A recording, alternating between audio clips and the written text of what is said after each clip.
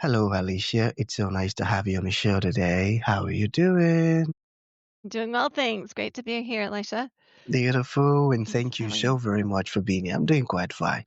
And you see, Alicia, oftentimes I love to thank my guests for two things. And I do this so often to the point where it has become my anthem. So, firstly, Alicia, I want to say thank you so very much for investing in yourself. You are on this platform right now because you did invest that in yourself.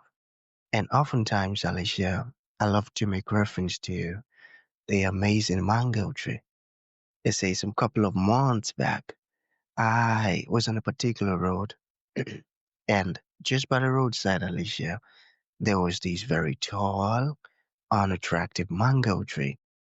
And I use the word unattractive because the mango tree's got no mangoes on it, and the leaves are all dry. So I just walked past it and I went my way. But you see, Alicia, just recently I was on that same road. And this time around, a lot's changed about the mango tree, you see. The mango tree caught my attention pretty good from a distance. And immediately I got the urge to move so close to it, of which I did. And it wowed me because now the mango tree's got a lot of mangoes on it, beautiful green leaves and healthy branches.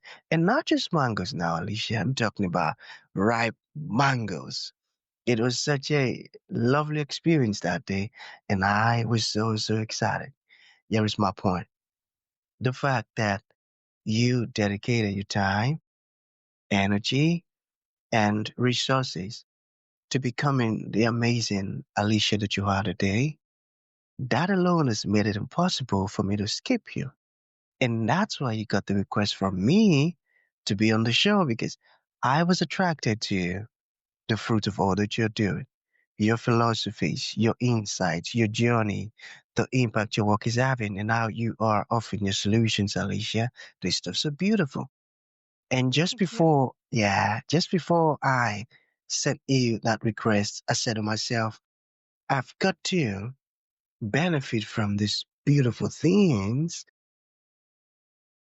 Alicia is doing. And not only me now, because I don't want to look selfish, and even with the audience.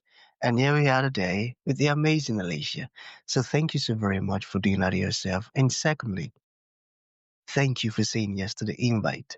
Because if you had said nope, there was nothing Alicia could do about it. Thanks so much, Alicia. You're very kind. Thank you so much. Thank you too. So let's get started. You see, I am quite excited to have you on the show today for some reasons. Firstly, my interest in knowledge seeking.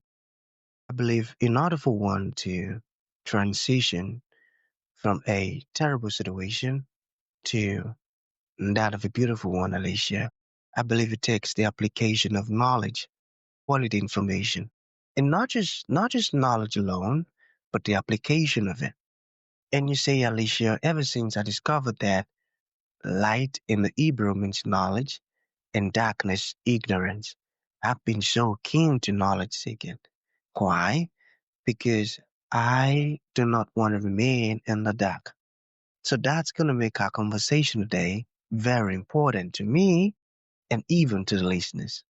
And the second reason why I'm excited to have the incredible Alicia on the show is for the sake of the audience.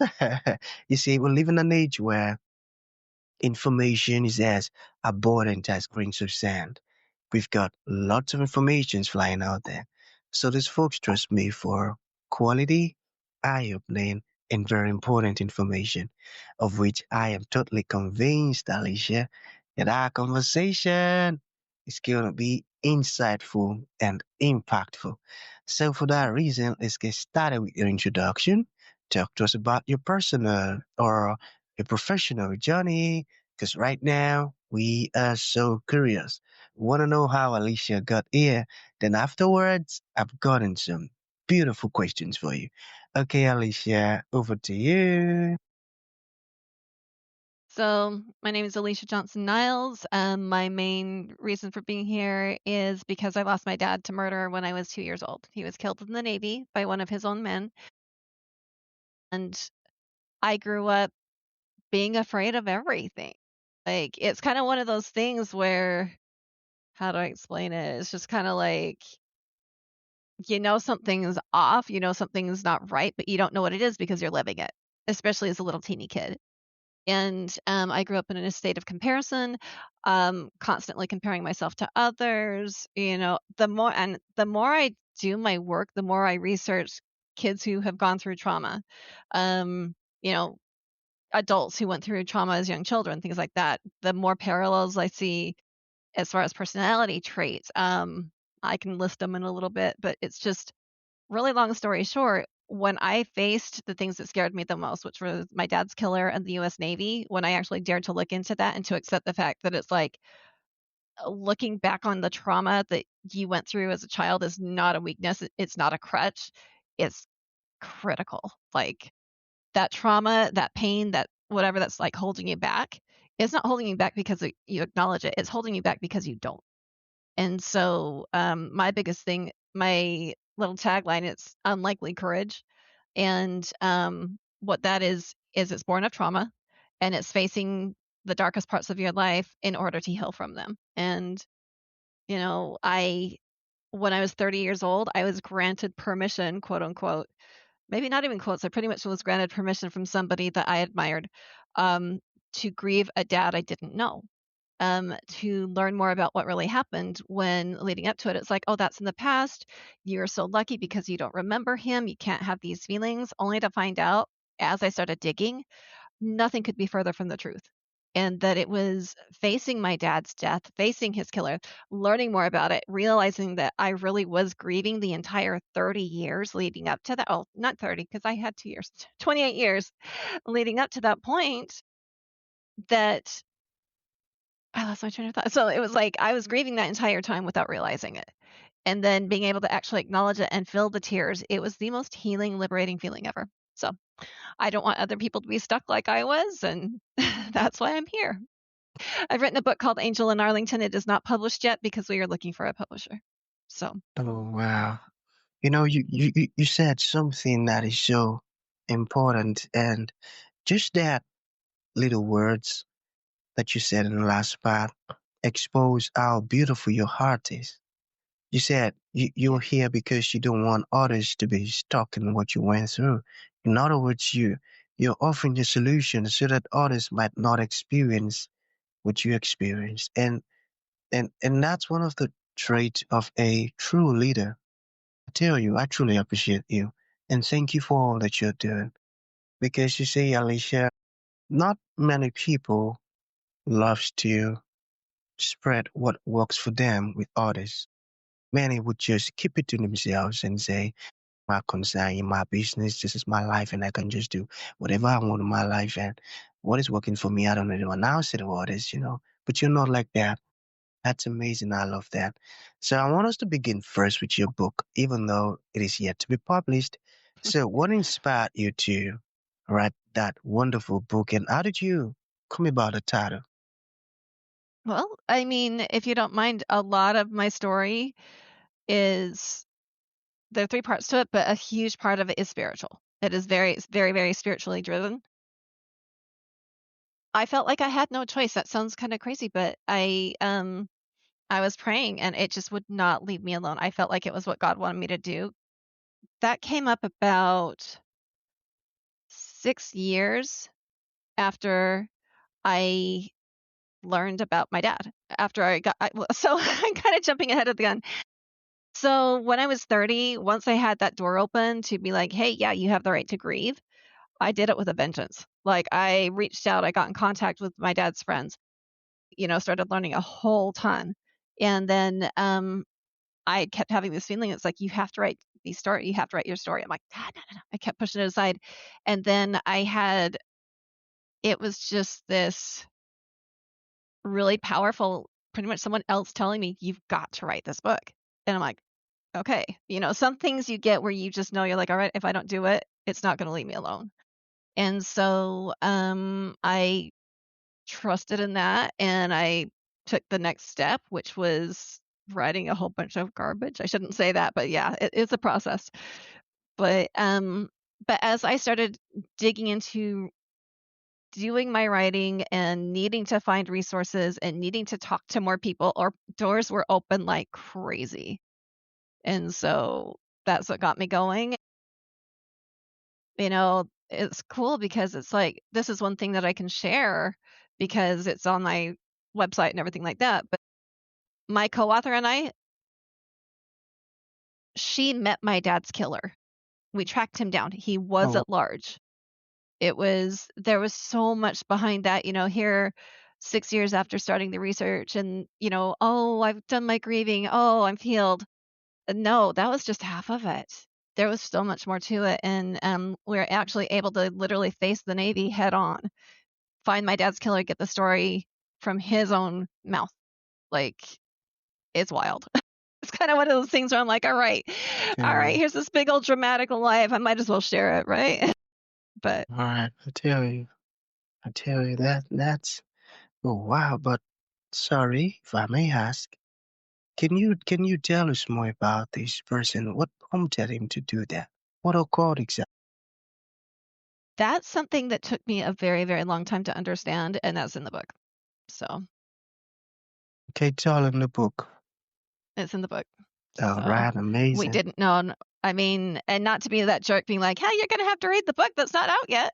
But, like, that's what ate me up, though. My whole life was wondering what, how, why so many doors were closed to us. And also another message I have is be wise as you go about this, but, like, the answer is always no if you don't ask, and keep pushing towards it. If you need answers, use the resources. Do what you need to do to get them. Tenacity is a good thing so long as you're, like, not doing any harm or, Yeah, So, not so true, and I got that. So what about this one? How does childhood trauma show up in adulthood? I've never had that question put that way. It never leaves, in my opinion.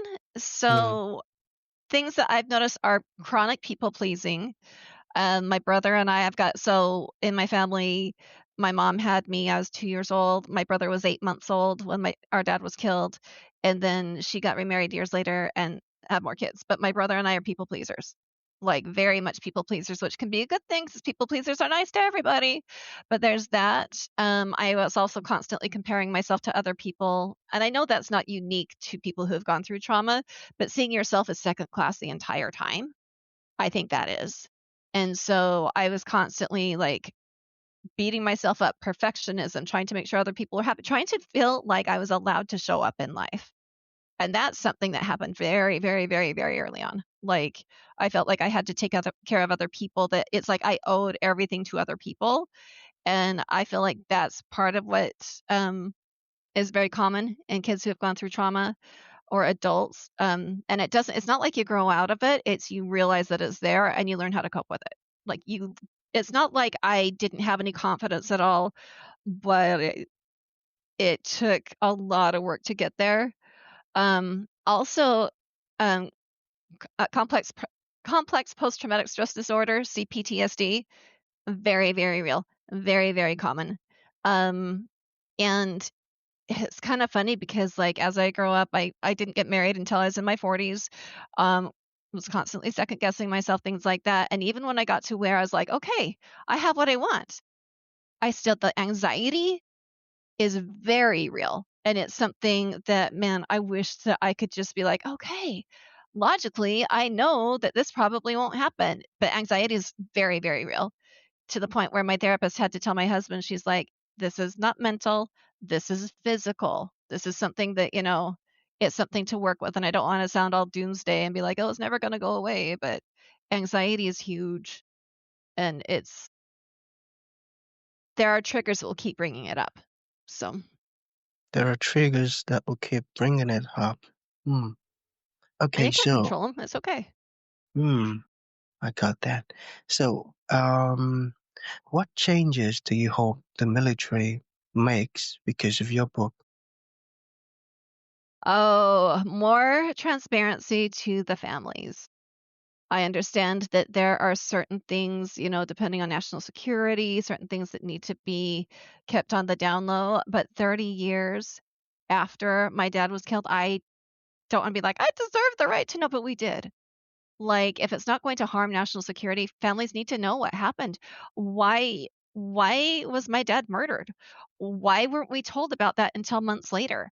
What's going on? Where is his killer? We had the right to know that his killer was at large and could show up at our doorstep any minute. So, really, long story short, I'd like the military to be transparent with the families and let them know what happened and what's going on with the person that killed their loved one. Especially in cases like murder, their loved one gives their all, and the family's hearts, like, it's something that can never be given back. The least they can do is allow family answers, real answers. Exactly. Has me You're get a so little right. passionate about that.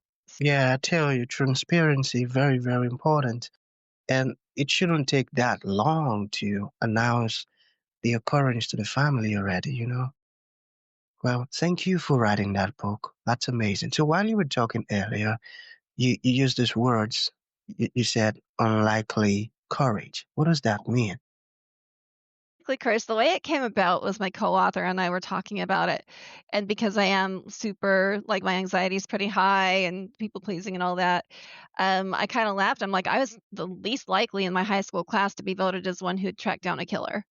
And so, but what unlikely courage is people who have gone through trauma, they've they don't see themselves as being courageous, but it is daring to step out a little bit and try that little thing and have that courage behind you that you didn't know you had. So it's unlikely. Does that make sense? It's kind of like you don't see it's there, but it's really there all along and it's huge and it propels you forward like no other. So it's just daring to take that first step out there or take your first step out of that comfort zone and look in the face the things that make you terrified is what is the Mm, unlikely courage. So, mm. mhm. And what role did it play in your healing?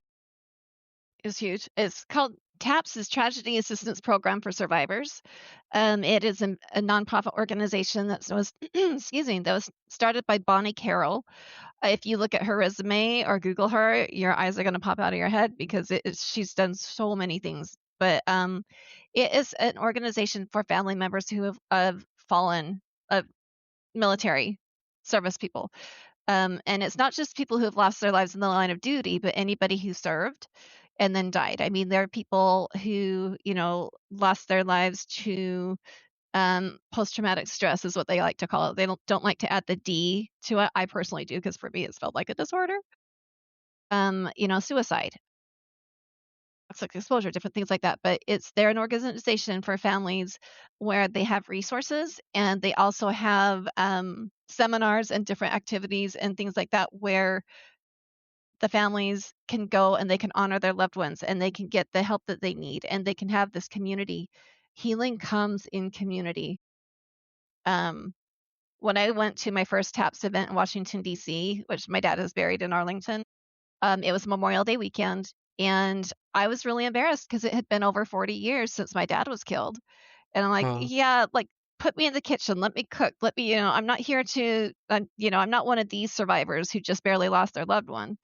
I'm like, "Put me to work," and they're like, "You're here to heal," and I'm like, "I've done my healing. It's been 40 years," and they're just like, "No, no, no, no, just trust us." They're like, "You're gonna realize or you're gonna find out that there are people who understand you more than you think." I'm like, "Nobody understands me. I am weird." And, so the next thing you know, I go and pick up my bag and my little badge, and the girl who's handing it to me, she has this little her lanyard on it, but she's a worker, but it says adult child and U.S. Navy, and I'm like, I'm an adult child. My dad was in the Navy, and she's like, yeah, mine's kind of weird though, because I was so young when my dad was killed. And like, so basically, I can't say enough good things about TAPS, but going to those events and being surrounded by people who you don't think there are people who truly get you, but they do because they're feeling what you're feeling. And it's not making things worse. Like, my aunt, is just like, "Why in the world would you want to go to something like that? It sounds so depressing." I'm like, "Nothing could be further from the truth because that validation is what helps you to feel normal." And I think a lot of us feel like we're broken or we're not normal or there's something weird, and you realize you're like, "Oh, wait a minute. These fears that I get when my mom leaves the house, oh my gosh, that's normal." And so there's that, as well as just they call it the TAPS family. And, so the first time I went back was, you know, my dad had been gone for 40 years. I was 42 years old, and my anxiety was cut in half. And then fast forward to a few years later, I was married and my anxiety had just exploded. I'm like, "What is going on here?" And we went to TAPS and as a couple, and I talked to, his name is Bob Delaney. He's an expert on post-traumatic stress. He was an NBA ref. He was in the mafia. Anyway, he's amazing. But I remember talking to him. I'm like, "What's wrong with me?" And he kind of explained. He's like, "It's okay. Like I was saying earlier, triggers will come back, and you can't stop them, but you can deal with them." And again, my anxiety was cut in half. And so, yeah, TAPS is something I'm very, very grateful for. My mental health has been incredibly enriched because of TAPS. So, Amazing. And that's the power of community, and being surrounded by people who understand what you're going through and what you're feeling. That's a great one. So finally, Alicia, what advice would you give someone facing trauma as an adult? get therapy. And not just any Mm, therapy, be very selective with your therapist. Well, I think step number 1 is allow yourself know that you're not weird, you're not broken, there's nothing wrong with you because you need therapy. Because therapy used to be such a dirty word, but nowadays it's becoming more mainstream, more, people like, "Oh." But first of all, acknowledge that you're dealing with that pain and you're dealing with that trauma. And second, go to therapy and get resources. Like, understand that the feelings that you have are real. If it's, trauma due to loss of somebody, a big one is, like, with me, it's like, I don't have any memories of my dad, so how in the world could I have any feelings? They're there. They are there in infants. They are there, they're there for that mother who lost her baby prematurely, and those feelings do not go away, and that's normal. And just being able to acknowledge that. But yeah, it's allow yourself to grieve, allow yourself to have that love in your life for that person that you don't remember, but you've had those feelings for. Allow your feelings. Don't question them. Just allow them to be there and get a good therapist. With looking for therapy, what I did was there were a list of things because I did experience eating disorders. I did experience because I was a people pleaser. I was in abusive relationships. So I looked up very specific things, and I found a therapist who checked off the boxes, and she's wonderful. And 6 months later, I met my husband. So it's amazing, amazing. Get a good therapist and allow your feelings. I got that. So I'm going to take that as a final thought, Alicia. So for folks who like to reach out to you, learn more about the wonderful stuff you're doing, or even ask you questions or make a purchase of your amazing book once it's out, how can that be possible? I'm on Instagram under Unlikely Courage. I'm also my website is unlikelycourage.com. There's a free chapter on my book website, which is angelinarlington.com. Those are the best ways to reach me. Instagram. I am on Facebook, but Instagram and my 2 websites. One more note I want to add is if you feel like your loved one is there, believe it. If you feel like, allow miracles to come into your life and allow that to be a form of connection. There's nothing wrong with that because it will bring you peace and just allow because I believe that they are still there and I believe that they want to connect with us, whether they be in your heart or if their spirit is really there. They don't need to die twice. It's they're allowed to still be a part of your life and bring you joy. So Amazing, amazing. So that's going to be the end of the show, Alicia. Thank you for yeah, coming and thank you thanks. for, listening to the heart that you had from God to write this amazing book. I truly appreciate you. Thank you. Thank you, Elisha. I really appreciate it. Thank you so much.